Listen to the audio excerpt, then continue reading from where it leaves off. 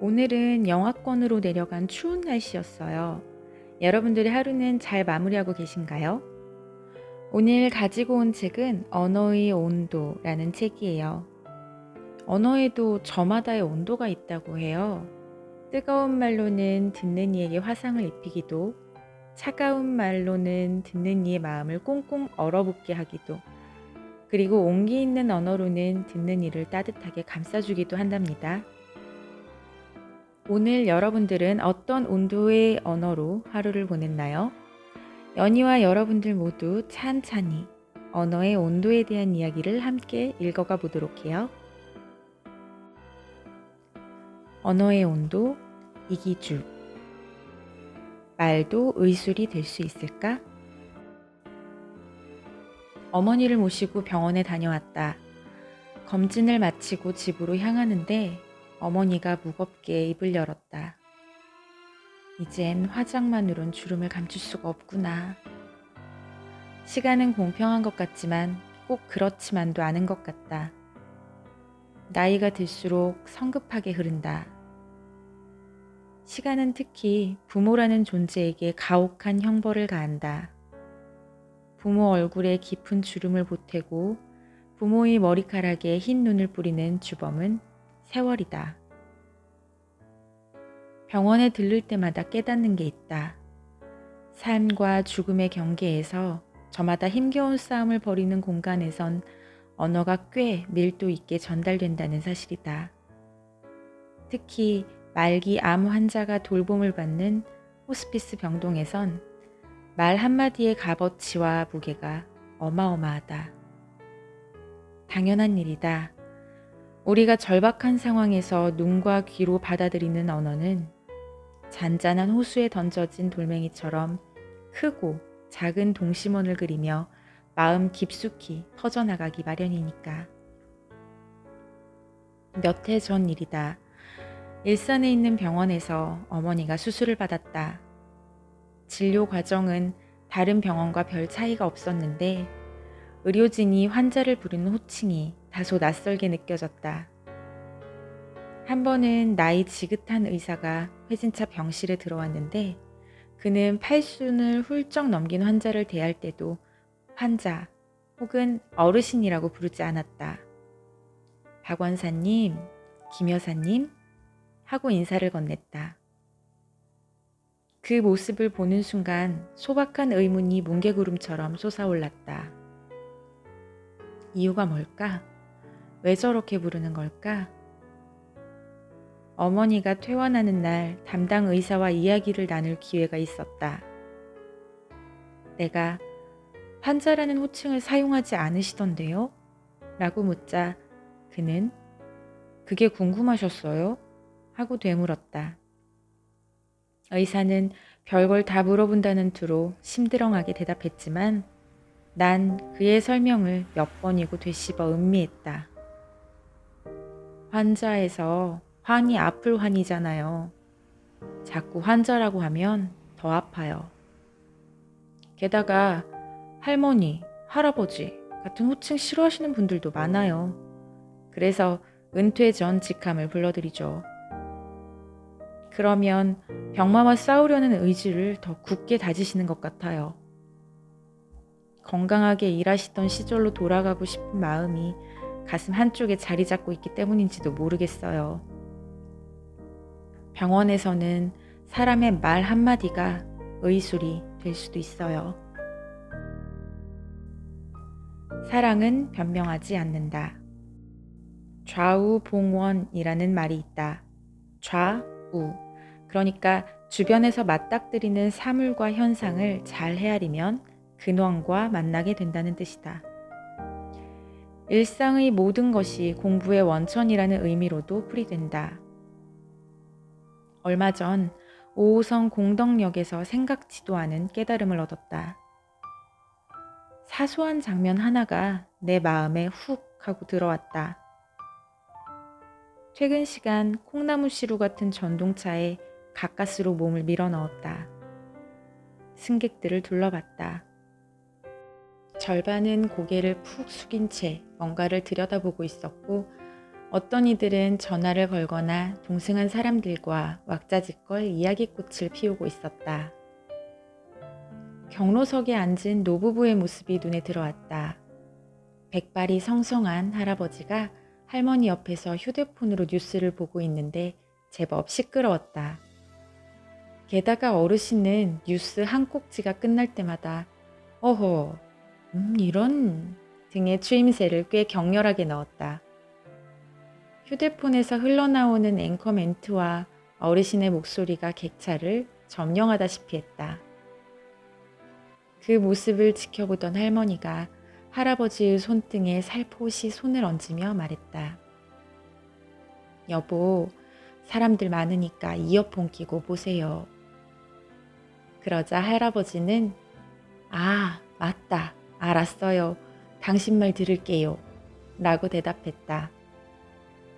그러고는 주머니에서 주섬주섬 이어폰을 꺼내더니 보일 듯 말 듯한 엷은 미소를 띠며 천천히 귀에 꽂았다.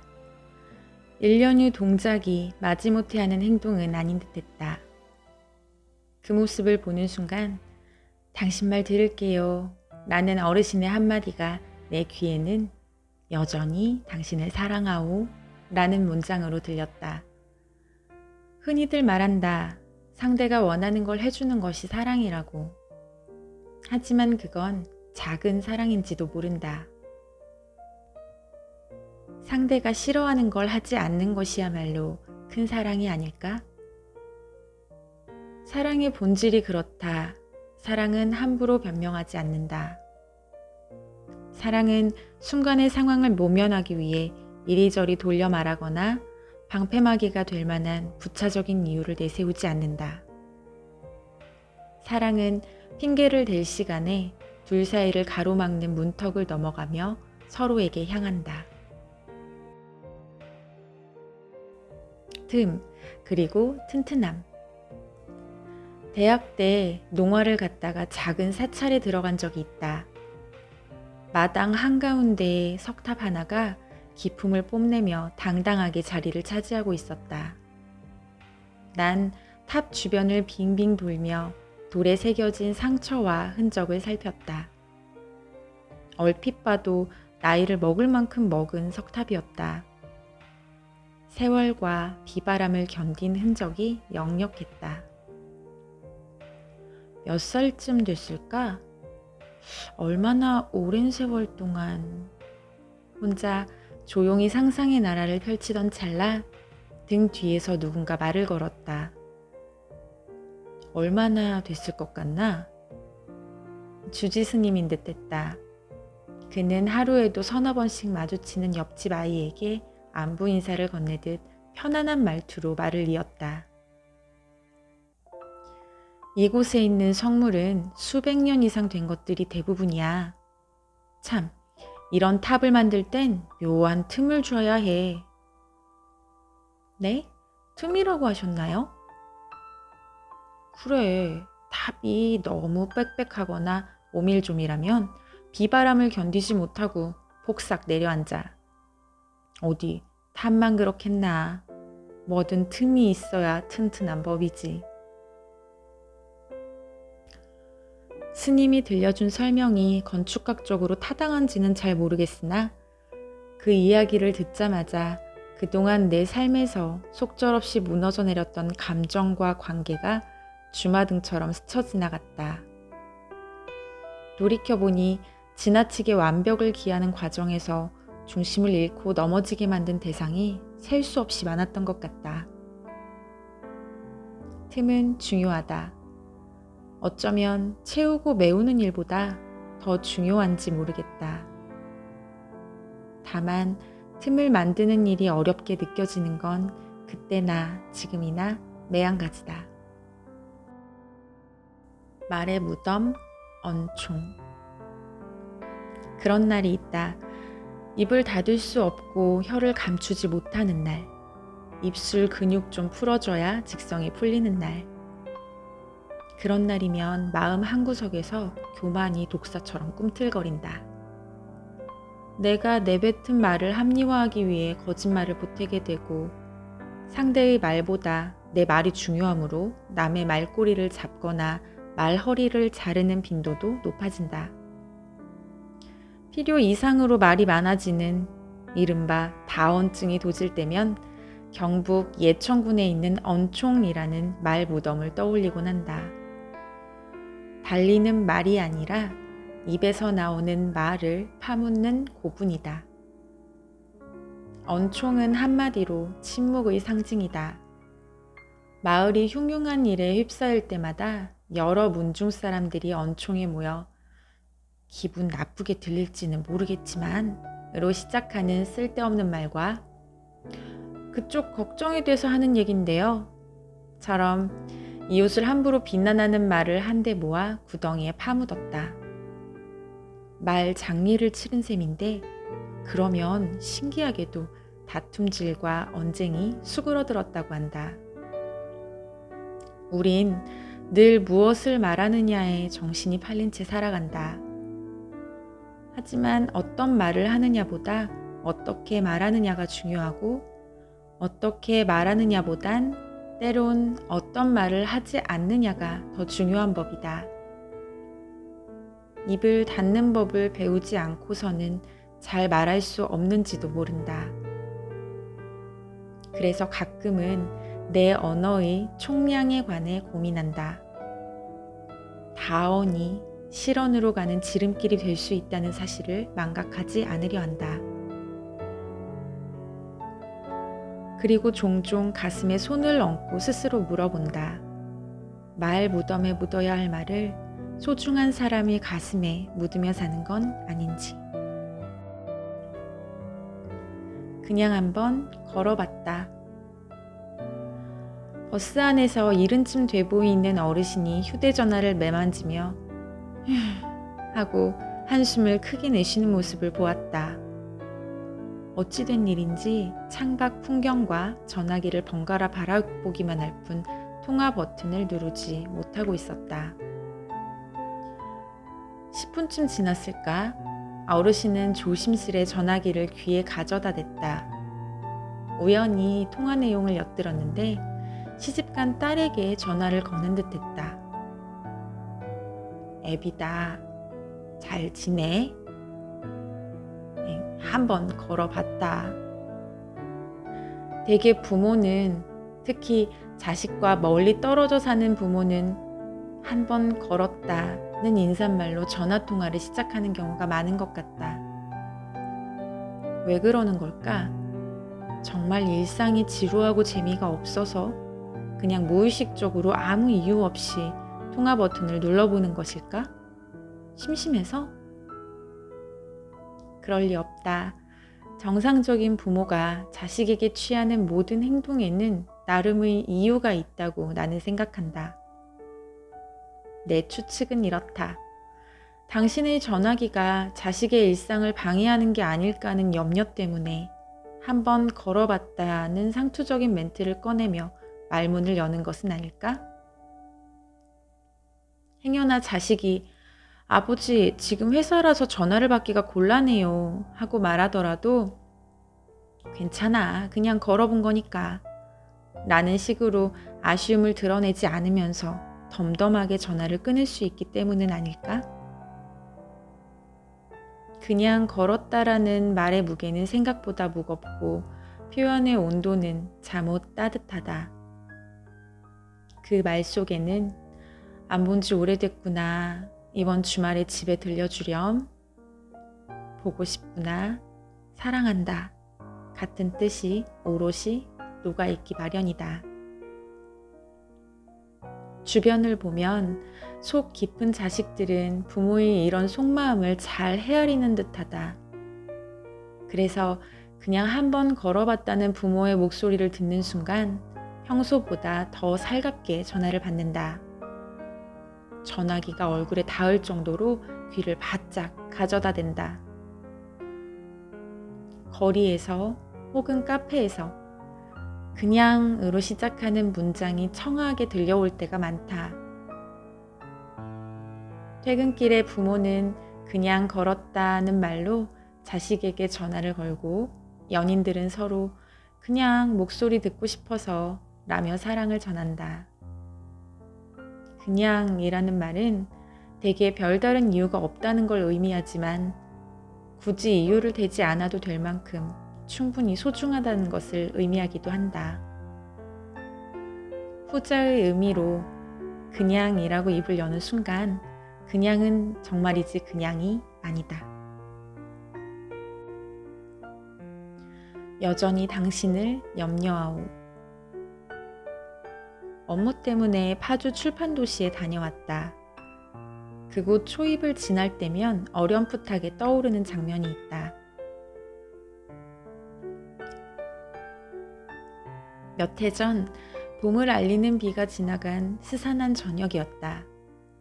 출판도시에서 일을 보고 차를 몰아 자유로에 진입했다. 어지럽게 널린 파편 사이로 찌그러진 승용차 몇 대가 보였다. 추돌 사고가 발생한 듯했다.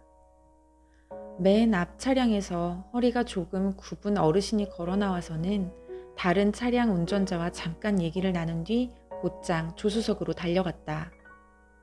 승용차의 파손 상태는 살피지도 않았다. 더 시급한 것이 아니면 더 소중한 것이 있었던 거다. 내 기억 속에 선명하게 각인된 건 그 다음 장면이다. 어르신이 내린 차량의 뒷좌석에서 작은 체구의 할머니가 몸을 웅크린 채 파르르 떨고 있었다. 잠시 뒤 어르신은 문을 열어젖힌 다음 두 팔을 벌려 할머니를 살포시 안았다. 그 모습은 마치 세월이 흘렀지만 난 여전히 당신을 염려하오 라고 온몸으로 말하는 것처럼 보였다. 한 달쯤 지났을까? 마음이 통하는 지인들과 술자리를 가졌다. 시시콜콜한 일상 이야기를 주고받다가 안주가 떨어질 무렵 사랑에 관한 이야기로 주제가 옮겨갔다. 잡지사에서 에디터로 일하는 친구는 사랑에 빠지는 순간 불온한 상상을 하게 된다고 힘주어 말했다.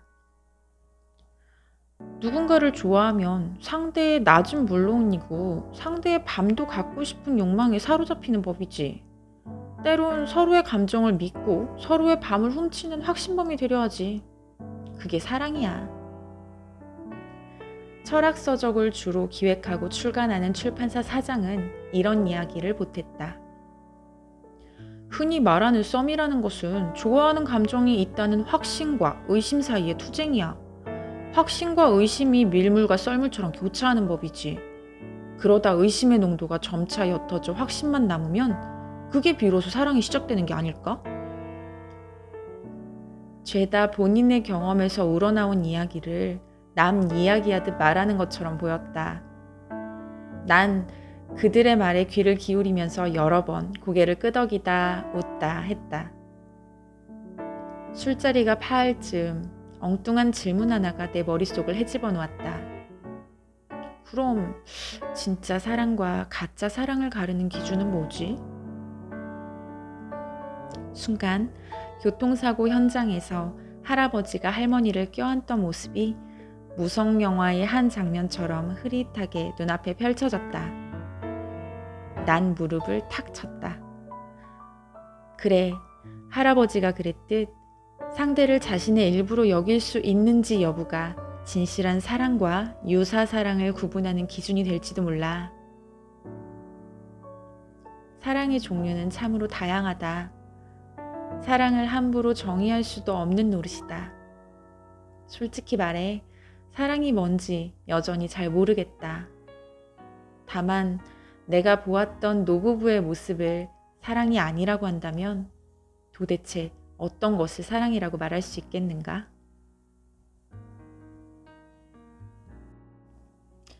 당신은 5월을 닮았군요. 1년 12달 중에서 난 계절의 여왕으로 불리는 5월을 가장 좋아한다. 5월의 속상을 한 단어로 요약한다면 잘하다가 아닐까 싶다. 5월을 뜻하는 메이는 그리스 신화에 등장하는 풍요와 증식의 여신 마이아에서 왔다. 5월이 되면 모든 게 쑥쑥 자란다. 들판의 곡식이 무럭무럭 자라기 시작하고 사람의 감정도 충만해진다. 몇 해 전 5월, 한 여인을 향해 내 안에 숨어있던 수줍은 목소리를 끄집어냈다. 그 고백은 햇빛이 못 미치는 우물 속 깊은 곳에서 순수한 수맥을 퍼올리는 일처럼 조심스러웠다. 난 은밀하게, 섬세하게 감정을 전달하고 싶었다. 표현을 고르고 고른 끝에 사랑해요, 좋아해요 같은 말 대신 당신 정말이지 5월을 닮았군요 하고 마른 침을 삼키며 고백했다. 물론 이는 영화 카사블랑카에서 험프리 보카트가 한 손에 와인잔을 들고 여주인공에게 들이댄 당신의 눈동자를 위해 건배 라는 대사만큼이나 간질간질할 수도 있겠다. 하지만 난 진심이었다. 진심은 인간이 행하는 거의 모든 행위에 면죄부를 제공한다.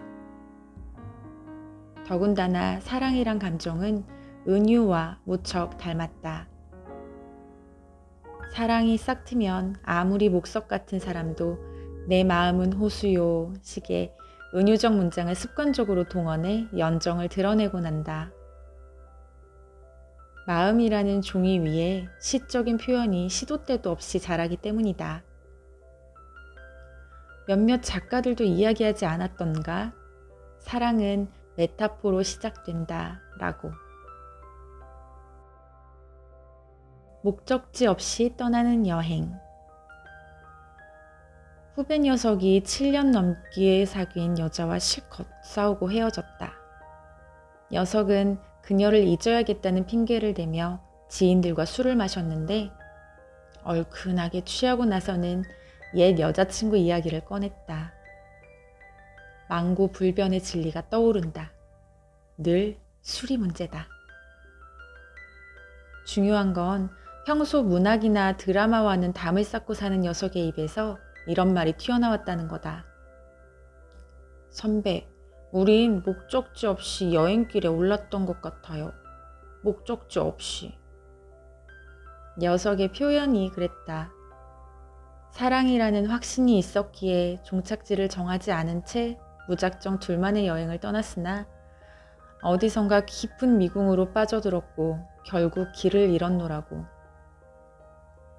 그러면서 녀석은 괜찮아요. 곧 잊을 테죠.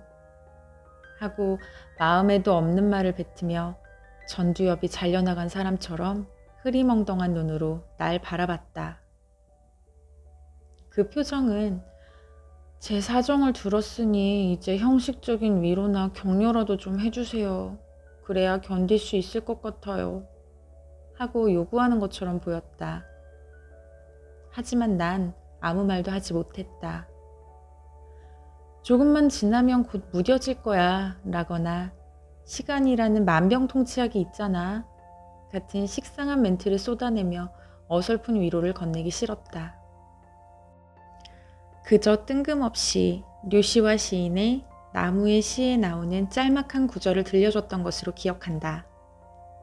아니, 정확히 말하면 후배의 넋두리를 듣다 보니 오래전 나를 스쳐 지나간 추억과 상념이 스멀스멀 피어올라서 녀석이 들을 듯 말 듯한 목소리로 혼자 조용히 읊조렸던 것 같다.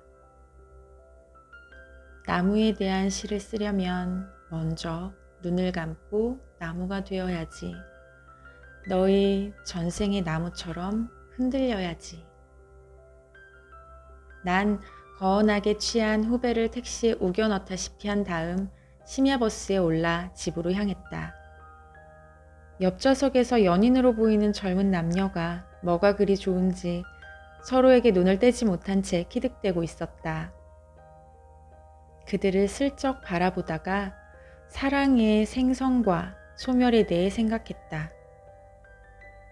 우린 사랑에 이끌리게 되면 황량한 사막에서 야자수라도 발견한 것처럼 앞뒤 가리지 않고 다가선다. 그 나무를 상대방을 알고 싶은 마음에 불이 나게 뛰어간다. 그러나 둘만의 극적인 여행이 대단원에 막을 내리는 순간 서늘한 진리를 깨닫게 된다. 내 발걸음은 네가 아닌 나를 향하고 있었다는 것을. 이 역시 사랑의 씁쓸한 단면이 아닐 수 없다. 처음에 너를 알고 싶어 시작되지만 결국 나를 알게 되는 것. 어쩌면 그게 사랑인지도 모른다. 부재의 존재. 한적한 바닷가에 있는 작은 마을 가라쿠마에서 평범한 일상을 꾸려나가는 세 자매는 15년 전 집을 나간 아버지가 사망했다는 부고 소식을 접한다. 자매는 아버지와 불륜을 저지른 여자 사이에서 태어난 이복 동생 스즈와 어색하게 대면한다. 다름 아닌 아버지 장례식에서. 하지만 자매는 나이에 비해 의젓한 스즈를 보는 순간 피는 물보다 진하다는 생각에 가슴이 뜨거워지는 것을 느끼며 그녀를 가족으로 받아들이기로 한다. 스즈, 우리 함께 살지 않을래? 영화 바닷마을 다이어리는 갯내음이 가득한 바닷가 마을을 배경으로 서로를 다독이며 행복을 찾아가는 네 자매의 사연을 그렸다. 영화에는 유독 밥 먹는 장면이 자주 나온다. 이유가 있다. 자매가 즐겨 먹는 멸치덮밥, 해산물 카레는 아버지와 나누었던 추억이 서려 있는 소박하지만 소중한 음식이다. 세련되게 말하면 소울푸드, 정감 있게 표현하면 그리운 맛이라고나 할까? 나 역시 나이가 들수록 유독 맛보고 싶은 음식이 있다. 대학 시절 학교 쪽문에서 호호 불어가며 먹던 칼제비의 푸짐함이 그립고, 이거 다 비워야 키 큰다며 할머니가 만들어준 콩국수의 맛도 잊을 수 없다. 돌이켜보면 그런 음식 곁엔 특정한 사람과 특정한 분위기가 있었던 것 같다. 음식을 맛보며 과거를 떠올린다는 건 그 음식 자체가 그리운 게 아니라 함께 먹었던 사람과 분위기를 그리워하는 건지도 모른다. 그리운 맛은 그리운 기억을 호출한다. 영화 속 세 자매는, 아니 네 자매는 식탁을 마주하고 음식을 먹는 과정을 통해 오래전 아버지와 함께 나누었던 미각과 추억을 되살려낸다. 그 기억은 자매를 단단히 결속한다. 그들이 이런저런 일로 티격태격 다투면서도 묘한 동질감을 느끼며 암암리에 닮아가는 이유도 여기에 있다. 현실에서도 부재의 존재가 사람의 마음을 흔드는 경우를 더러 경험하게 된다. 몇 해 전 사고로 아버지를 잃은 친구 녀석이 최근 술자리에서 음식에 얽힌 이야기를 들려주었다. 아버지 장례를 치르고 며칠 뒤 식구들이 모여서 외식을 했어. 그런데 식당에서 밑반찬으로 멸치볶음이 나온 거야. 그걸 보자마자 너나 할 거 없이 일제히 눈물을 쏟았어. 그랬구나. 그런데 왜? 아버지가 생전에 멸치볶음을 정말 좋아하셨거든. 아버지는 멸치볶음만 있으면 자리에 앉기 무섭게 밥 한 공기를 뚝딱 비우곤 하셨어. 그 생각이 나서 손을 뻗으면 만져질 것 같은 아버지에 대한 기억이 자꾸만 떠올라서. 진짜 사과는 아프다. 한계주 씨, 미안할 때는 미안하다고 말하세요. 자존심 세우며 사과하는 방법은 없어요. 언젠가 별 생각 없이 드라마를 보다가 이 장면 속에서 속이 뜨끔했다. 화의의 손을 제때 내밀지 않고 자존심만 세우다 갈등의 앙금을 남긴 기억이 불현듯 되살아났기 때문이다. 기자 시절 사소한 다툼으로 불편하게 지내던 선배가 있었다. 토라지기 전에는 꽤 돈독한 사이였지만 자존심 탓인지 먼저 잘못을 시인하려 들지 않았다. 나도 그 선배도. 그러던 어느 날 우연히 기자실에서 마주친 선배는 빨간 사과 하나를 건네주고는 도망치듯 사라졌다. 나는 벌겋게 달아오른 선배의 얼굴과 사과의 색깔이 꽤 유사하다고 생각했다. 그러고는 입을 삐죽 내밀며 잠시 사과를 바라봤다. 먹을까 말까 고민하다 사각사각 한 입 베어 먹었다. 상큼한 향기가 입안 가득 퍼졌다. 사과를 먹고 헤아려 봤다. 선배는 왜 뜬금없이 사과를 건넨 것일까? 선배의 메시지는 단순했던 것 같다. 그는 사과를 하고 싶었던 거다. 다만 쑥스럽다는 이유로 그냥 사과를 내밀었을 뿐. 돌연 떠오르는 기억이 있다. 몇 달 전 캡슐 커피를 구매하기 위해 집 근처 백화점에 들렀다. 매장 안에서 한 아이가 우사인 볼트로 빙의해 정신없이 뛰어다니고 있었다. 다치겠네. 여기서 저러면 안 되는데 하는 우려의 목소리가 곳곳에서 터져나왔다. 불길한 예감은 틀리지 않는다. 갑자기 들이닥친 아이 때문에 20대 초반쯤 돼 보이는 남자 고객이 커피를 쏟고 말았다. 다행히 화상을 입은 것 같지는 않았다. 문제는 그 다음 장면이다. 아이 어머니는 안 다쳤네 하는 눈빛으로 사내를 대충 흘겨보더니 사과 한마디 없이 자리를 뜨려 있다. 사내는 영화 베테랑에서 유아인이 어이가 없네 라고 말할 때보다 더 어이없다는 표정을 지으며 목소리를 높였다. 저기요, 공공장소에선 뛰지 않게 하셔야죠. 소용없었다. 사내의 항의가 그녀의 귀에는 들리지 않는 듯했다. 아이의 어머니는 되레 더 큰 목소리로 되받아쳤다. 뭐요? 원래 착한 아이란 말이야. 당신도 아이 낳아봐. 뭐라고 할까? 그녀는 목소리만 크면 이긴다는 사회적 통념을 실제로 증명하기 위해 애쓰는 것처럼 보였다. 절규에 가까운 샤우팅과 얼굴을 찌를 듯한 삿대질로 말이다. 언행일치이자 지행합일이다. 나는 그들이 대화를 주고받는 모습을 바라보며 한때 국민 예능 프로그램이었던 가족 오락관을 연상했다. 특정 출연자가 헤드폰을 쓴 채 다른 출연자의 입모양만 보고 단어를 알아맞히는 고요 속의 외침이라는 코너를 사내와 아이 어머니가 충실히 재현하는 것처럼 보였다. 뒷맛이 씁쓸했다. 언제부터인가 우리 사회는 염치를 잃어버린 것 같다.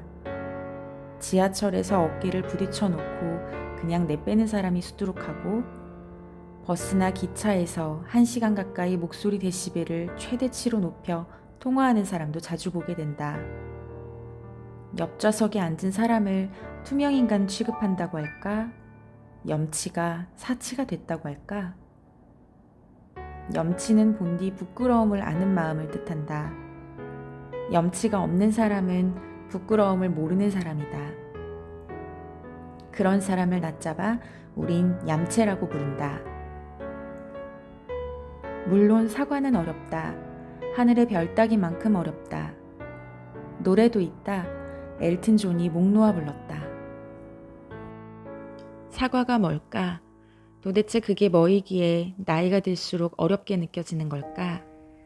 우린 왜 미안해 라는 말을 먼저 꺼내는 사람을 승자가 아닌 패자로 간주하는 걸까? 사과를 뜻하는 단어 어펄로기는 그릇됨에서 벗어날 수 있는 말이라는 뜻이 담겨있는 그리스어 어펄로지아에서 유래했다. 얽힌 일을 처리하려는 의지와 용기를 지닌 자만이 구사할 수 있는 승리의 언어가 사과인 셈이다. 사과의 한자를 살펴보면 그 뜻이 더욱 분명해진다. 사과의 사의는 본래 면하다 혹은 끝내다라는 의미가 있다. 과는 지난 과오다. 지난 일을 끝내고 사태를 다른 방향으로 전환하는 행위가 바로 사과인 것이다. 먹는 사과의 당도가 중요하듯 말로 하는 사과 역시 그 순도가 중요하다. 사과의 질을 떨어뜨리는 단어가 있으니 바로 하지만이다. 하지만에는 내 책임만 있는 게 아니라 네 책임도 있어 라는 의미가 담겨 있다. 그런 사과는 어쩔 수 없이 하는 사과, 책임 회피를 위한 변명으로 변질되고 만다. 사과에 하지만이 스며드는 순간 사과의 진정성은 증발한다. 언젠가 정중히 사과를 건네는 사람의 표정을 들여다본 적이 있다. 그는 어딘지 힘겨워 보였다. 숨을 내쉴 때마다 입술이 파르르 떨렸다. 왜일까? 엉뚱한 얘기지만 영어 단어 sorry의 어원과 관련이 있을지도 모르겠다. 미안함을 의미하는 sorry는 아픈, 상처라는 뜻을 지닌 sore에서 유래했다. 그래서일까? 진심 어린 사과에는 널 아프게 해서 나도 아파 라는 뉘앙스가 스며 있는 듯하다. 진짜 사과는 아픈 것이다. 가짜와 진짜를 구별하는 법. 영화 종이달의 주인공 리카는 평범한 은행원으로 일하며 조금은 지루한 일상을 살고 있다. 그러던 어느 날 백화점에서 충동적으로 화장품을 구매한 그녀는 얼떨결에 고객 예금에 손을 대면서 걷잡을 수 없는 나락에 빠진다.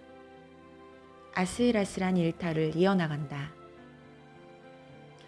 영화의 제목이기도 한 종이달은 무슨 뜻일까? 과거 일본의 사진관이 처음 생겼을 무렵 초승달 모양의 가짜 달을 매단 채 한껏 폼을 잡고 가족 사진을 찍었다. 그래서 종이달은 가족이나 연인과 보낸 가장 행복한 순간을 의미한다고 한다. 영화에서 가장 인상 깊은 장면은 횡령한 돈을 흥청망청 쓰고 집으로 향하던 리카가 새벽 하늘에 걸려있는 초승달을 지그시 바라보는 순간이다. 이는 관객들에게 훔친 돈으로 누리는 행복도 행복일까? 가짜 행복일까? 라는 질문을 던지는 것처럼 보인다. 글쎄다. 리카의 행복은 진짜도 가짜도 아닌 어쩌면 사이비 행복이 아닐는지. 사이비. 비슷하기는 하지만 가짜인 것을 의미한다. 물건으로 치면 정교한 모조품이다. 사이비는 진짜와 비슷하다. 그래서 때로는 진짜와 구별하기 어렵고 때로는 진짜보다 더 진짜 같기도 하다. 하지만 사이비의 생명은 짧다. 유통기한이 그리 길지 않다. 진실한 것이 아니기에 언젠가는 그 실체가 탄로나고 만다. 물건이 그렇고 사람이 그렇고 감정도 그렇다. 그렇다면 진짜와 가짜를 쉽게 구별하는 요령이라도 존재하는 걸까? 특별한 방법까지는 아니지만 다음 이야기가 도움을 줄지도 모르겠다. 오래전 경제부 기자 시절 시중은행의 위패 감별사를 만난 적이 있다. 그는 빠른 손놀림으로 한치의 오차도 없이 슈퍼노트를 감별해내는 가짜 돈 전문가였다. 궁금했다. 진짜 지폐와 가짜 지폐를 가르는 잣대가 무엇인지. 그와 주고받은 대화를 요약하면 대략 이렇다. 사장님, 요즘 육안으로 구별하기 어려울 정도로 정교한 위패가 많다고 하던데요? 네, 그럴수록 진짜에 대한 확신이 있어야 해요. 가짜를 걸러내려면 진짜를 잘 알아야 하죠. 그렇군요. 그래도 가짜를 보면 뭔가 감이 온다거나 그런 게 있나요? 너무 화려하면 일단 수상한 지폐로 분류합니다. 네? 화려한 게 위패일 가능성이 크다는 말씀이신가요? 위패는 진짜처럼 보이기 위해 꾸민 흔적이 역력해요. 어딘지 부자연스럽죠. 가짜는 필요 이상으로 화려합니다. 진짜는 안 그래요. 진짜 지폐는 자연스러워요. 억지로 꾸밀 필요가 없으니까요.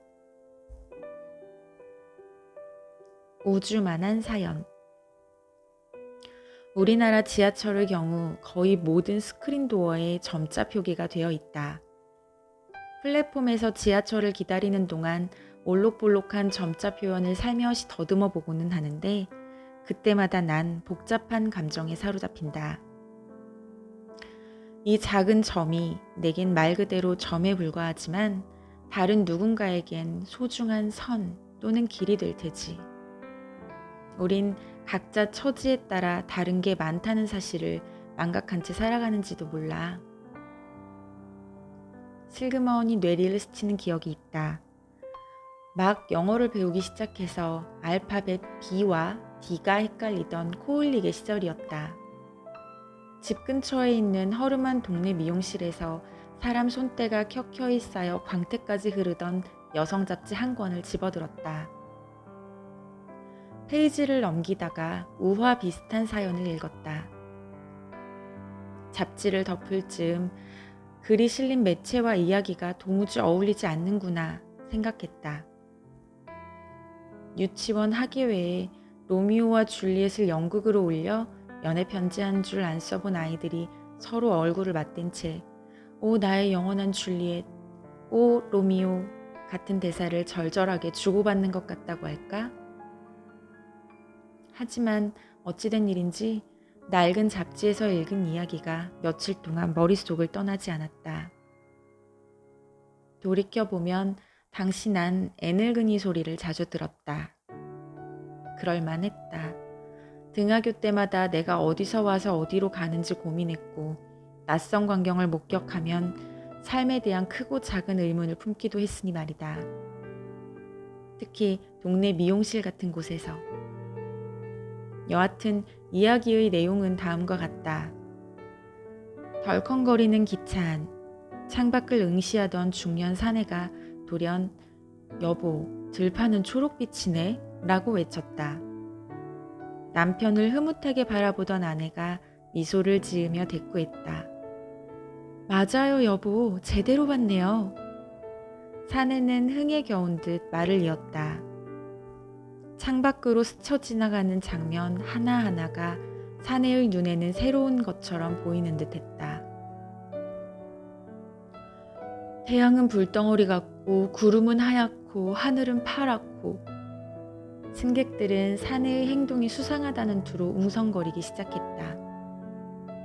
오지랖 넓은 승객 하나가 슬쩍 다가오더니 손으로 입을 가린 채 아내에게 귀갯말을 건넸다. 아주머니, 남편 좀 병원에 데려가요. 상태가 좋지 않은 것 같네요. 객차 안에는 어색한 정적이 감돌았다. 다들 사내의 아내가 어떤 대답을 내놓을지 궁금해하는 것처럼 보였다. 한 승객은 딱하다는 투로 빈정거렸다. 맞아, 정상이 아닌 것 같아. 아내는 사람들의 이 같은 시선과 반응을 예상이라도 했다는 듯 덤덤하게 입을 열었다. 사실 제 남편은 어린 시절 사고로 시력을 잃었어요. 최근에 각막을 기증받아 이식수술을 받았고 오늘 퇴원하는 길이랍니다. 이 세상 모든 풍경이, 풀 한 포기가, 햇살 한 줌이 남편에겐 경이로움 그 자체일 겁니다.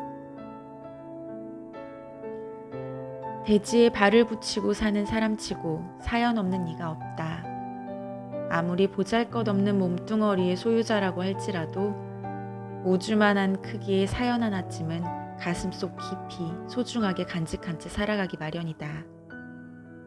다만 그러한 사정과 까닭을 너그럽게 들어줄 사람이 많지 않은 게 현실인 듯하다. 우리 마음속에 그럴 만한 여유가 없기 때문일까? 아니면 우리 가슴에 그 무엇도 메울 수 없는 커다란 구멍이 나 있기 때문일까? 가끔은 아쉽기만 하다. 가장자리로 밀려나는 사람들. 온종일 비가 추적추적 내려서 마음마저 축 가라앉은 날이었다. 67살쯤은 돼 보이는 여자아이가 아버지와 함께 우산을 쓰고 걸어가는 모습이 눈에 들어왔다. 비 오는 날 어린 자녀와 부모가 우산을 맞잡은 모습을 뒤에서 지켜보면 부모라는 존재의 역할과 숙명에 대해 생각하게 된다. 자녀가 어린 경우 웬만한 부모는 아들, 딸이 비 맞지 않도록 우산을 자식 쪽으로 가져간다. 그러면 아이는 부모를 올려다보며 묻는다. 아빠, 옷 젖었어? 아니. 거짓말이다. 부모의 한쪽 어깨는 이미 흠뻑 젖어 있다. 자식이 세상 풍파를 겪을수록 빗줄기는 굵어지고 축축한 옷은 납처럼 무거워진다. 그러는 사이 부모는 우산 밖으로 밀려난다. 조금씩 조금씩 어쩔 수 없이. 마모의 흔적. 어느 포근한 봄날이었다. 집 근처에 있는 타이어 전문점에 들렀다. 문을 열고 들어서자 20대 중반쯤 돼 보이는 엔지니어가 어서 오세요 하며 반갑게 인사했다. 청년의 이마와 콧등에 송골송골 땀이 맺혀 있었다. 타이어를 갈아 끼는 모습을 호기심 어린 눈빛으로 지켜보다가 불쑥 말을 걸어봤다. 저 실례합니다. 여쭤보고 싶은 게 있는데요. 타이어 보면 어떤 생각 드시나요? 그러니까 타이어가 운전자랑 닮았다거나 뭐 그런... 아, 그럼요. 전 타이어만 봐도 운전자가 어떤 사람인지 알아요. 정말요? 네. 타이어의 마모 상태에 따라 고객의 운전 습관이나 성향을 미루어 짐작하곤 해요. 원래 타이어의 정식 명칭은 러버휠이었다고 해요. 고무바퀴라는 뜻이죠. 그런데 언제부터인가 다들 타이어라고 불러요. 왜일까요? 자동차 부품 중 가장 피곤한 게 타이어라는 거죠. 그런데 운전하면서 자동차의 발에 해당하는 타이어를 참 피곤하게 만드는 피곤한 운전자가 많아요. 운전에 3급이라는 게 있어요. 급출발, 급가속, 급정지인데요. 이걸 밥 먹듯이 하는 운전자들은 성격이 삐딱하고 과격한 경향이 있는 것 같아요. 그들이 끌고 온 차량을 살펴보면 아니나 다를까 타이어 상태가 엉망이라니까요. 타이어를 교체하고 집으로 돌아오면서 청년의 말을 되씹었다. 그리고 그의 말에 내 삶을 비춰봤다. 나는 자동차 타이어에 어떤 자국을 새겨놓았을까? 마모된 흔적을 복원하면 내가 지나온 길과 그 여정에서 취한 삶의 태도를 짚어볼 수 있을까? 청년의 증언처럼 사람 성격은 아주 사소한 데서 드러나는 법이다. 그건 감추려 해도 감출 수 없고 즉흥적으로 변조할 수도 없다. 이러한 이치는 우리네 일상뿐만 아니라 사물의 본질과 삼라만상에 꽤 깊이 관여하고 있는지도 모른다. 본질은 다른 것과 잘 섞이지 않는다. 쉽게 사라지지 않는다. 언젠가 의도하지 않은 순간에 엉뚱한 방식으로 드러나곤 한다. 노력을 강요하는 폭력. 채찍질이란 뜻의 위플래쉬라는 영화가 있다. 제목 그대로 채찍을 휘둘러대는 영화다. 스승이 제자에게, 감독이 관객에게. 저예산 영화인데다 줄거리도 비교적 단순하다. 최고의 재즈 드럼 연주자가 되려는 대학 신입생 앤드루가 교내 밴드에 합류한다. 지도 교수는 스파르타식 교육으로 악명이 높은 플래처. 플래처 교수는 칭찬이 재능과 꿈을 좀먹는다고 여기는 사람이다. 그만하면 잘했어 라는 표현을 가장 혐오하는 그는 학생들의 달팽이관에 채찍질하겠다는 듯 연습 도중 온갖 폭언을 날린다. 누군가 작은 실수라도 저지르면 박자가 틀렸어, 바보, 멍청이 라고 으르렁댄다. 그가 자신의 혀로 휘두르는 채찍은 제자들의 귀뿐만 아니라 자존심을 후려친다.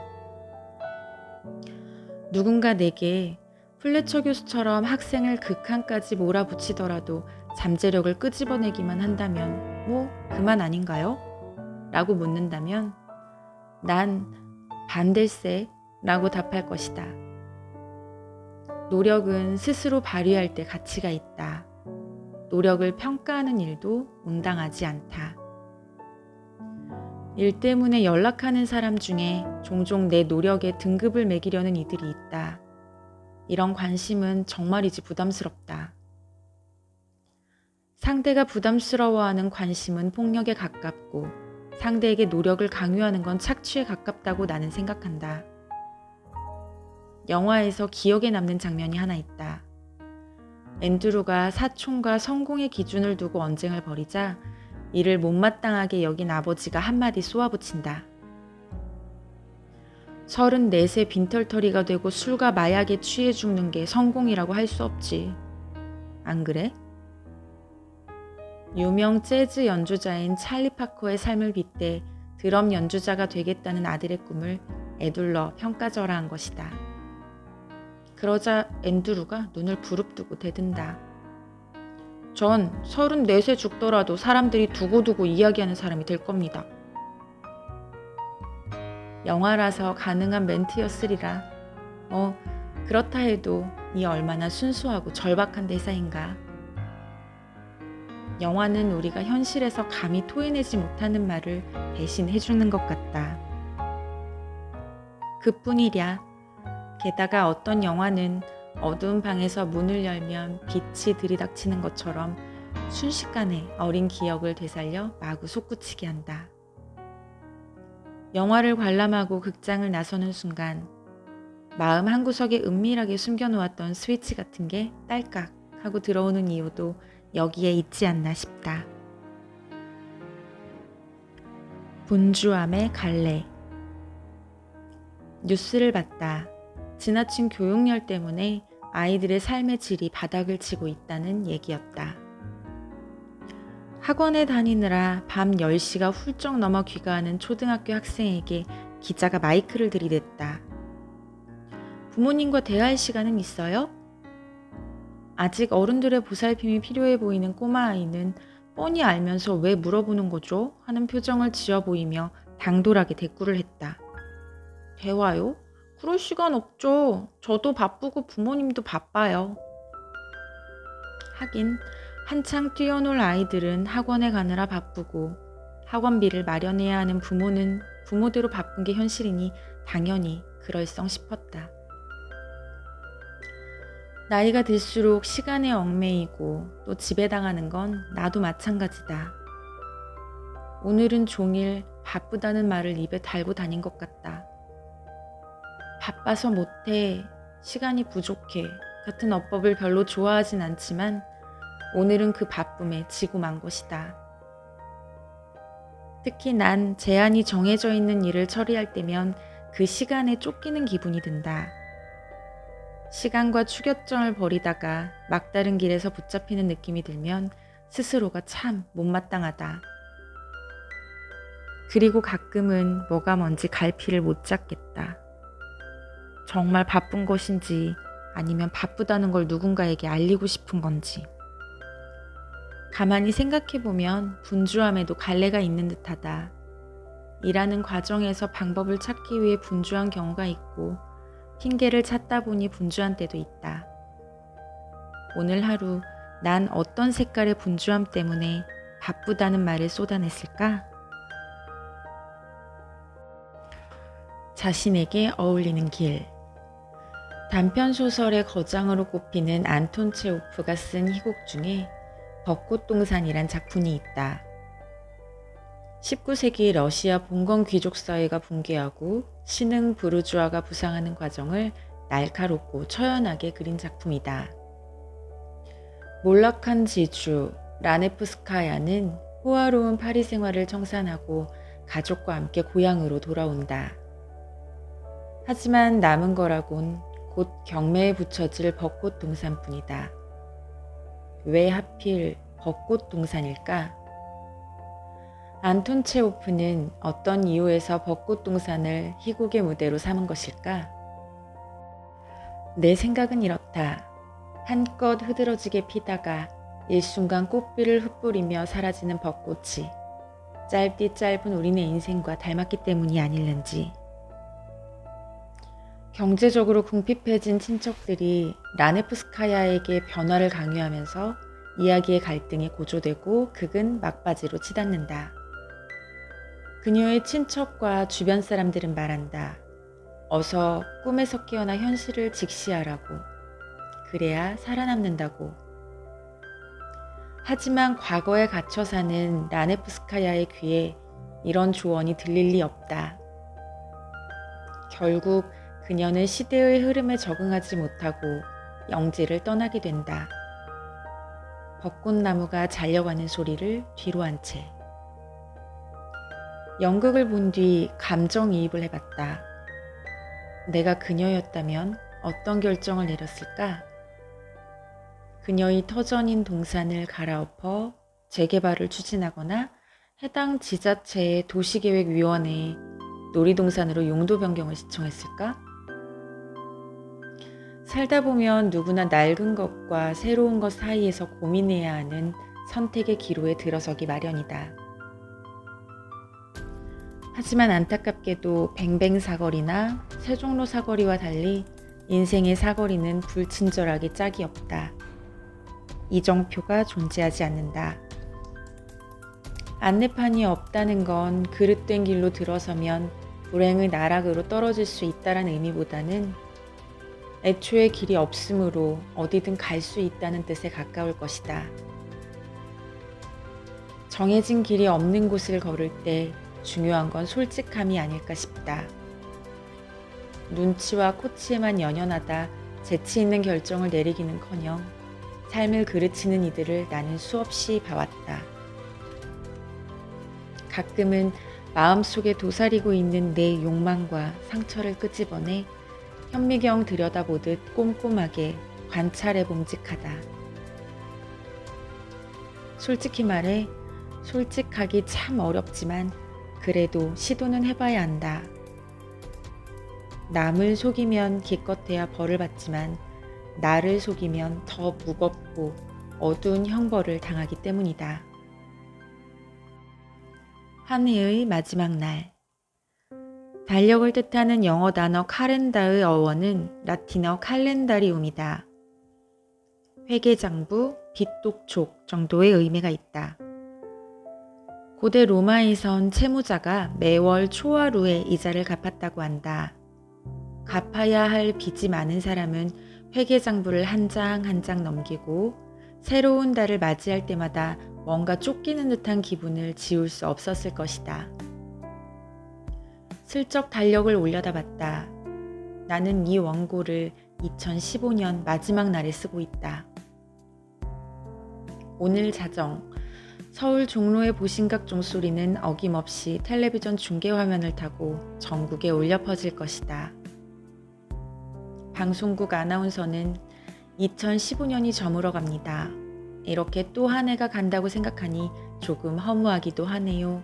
라는 상투적인 멘트로 방송을 시작할 테고, 라디오에선 해가 저무는 끝자락에선 지난 1년을 돌아보는 게 어떨까요? 라는 클로징 멘트로 끝을 맺을 것이 분명하다. 그래, 철저한 자기 반성은 피가 되고 살이 된다. 숙연한 자세로 과거를 되씹어 봄직하다. 하지만 지나친 자기 비하나 부정은 희망의 싹을 아예 잘라버리는 법. 한 해의 마지막 날을 비관주의로 물들일 필요는 없다고 본다. 이 정도면 애썼다고, 잘 버텼다고, 힘들 때도 있었지만 무너지지 않아 다행이라고. 그러면서 슬쩍 한 해를 음미하고 다가오는 새해를 내다보는 것도 그리 나쁘지 않으리라. 참, 해마다 이맘때가 되면 어느 선배가 술자리에서 남긴 말이 떠오른다. 일종의 말장난 같기도 했지만 그가 얼큰하게 취해 뇌까린 문장이 며칠이나 귓가에 감돌았다. 기주야, 인생이 말이지 너무 복잡하게 생각하지 마. 어찌 보면 간단해. 산타크로스를 믿다가 믿지 않다가 결국에는 본인이 산타 할아버지가 되는 거야. 그게 인생이야. 부모와 자식을 연결하는 끈. 집 근처에 조금 느린 아이들, 그러니까 발달장애 아이들의 재활을 돕는 학교가 있다. 학교 앞 정류장은 등하교 시간이 되면 수업을 마친 학생과 학부모가 한꺼번에 몰려 북새통을 이룬다. 하루는 그곳에서 버스를 기다리고 있었는데 멀리서 뚜벅뚜벅 걸어오는 모자의 모습이 눈에 들어왔다.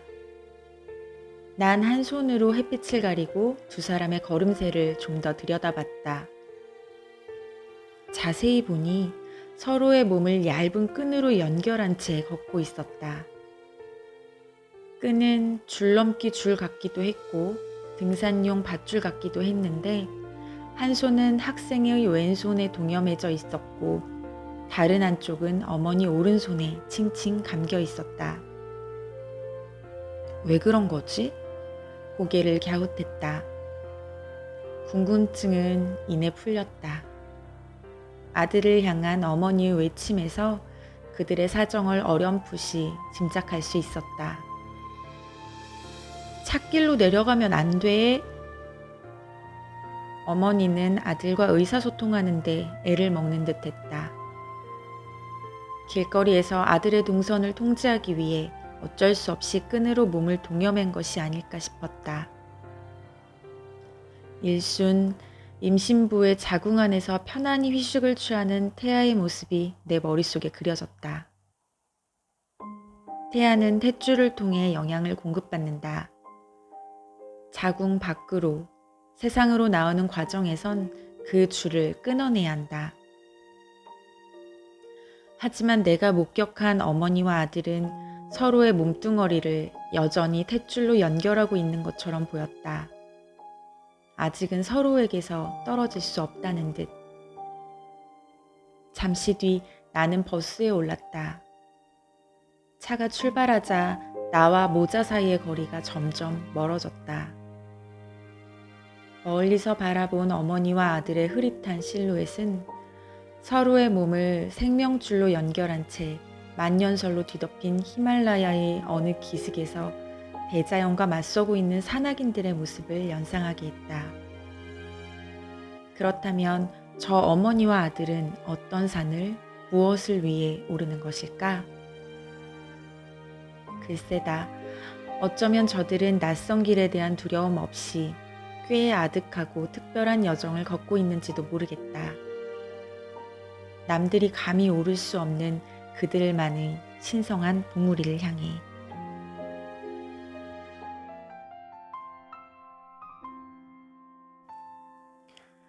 오늘 준비한 이기준님의 언어의 온도 한 챕터는 여기까지 함께 했는데요. 들으시면서 여러분들의 언어의 온도를 한번 재보며 만일 추웠던 언어로 얼어붙었던 마음이 있었다면 어루만지며 따뜻하게 꿈나라로 가보는 건 어떨까요? 여러분들 오늘 또 따뜻한 저녁 되시기 바랍니다. 그럼 저는 다음 책 가지고 돌아올게요.